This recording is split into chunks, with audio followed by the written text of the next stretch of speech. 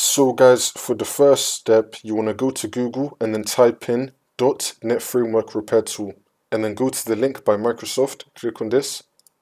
Now once we're here, just scroll down, choose your language, and then click on download.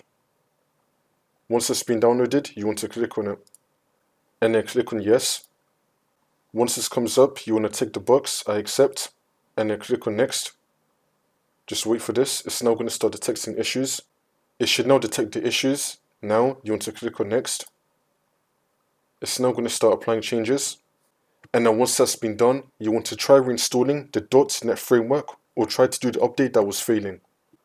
If it works for you, then click on finish. If it's still not working, then click on next. It will then try to do more troubleshooting. If that would have worked, then click on finish and then just reinstall it again.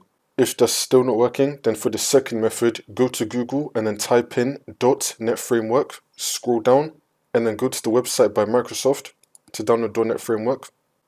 Once we're here, you want to scroll down again. You want to download the latest version. Make sure that you get the latest version this time. Scroll down again, and then select Download .NET Framework, the latest version. At the time you're watching this video, click on this.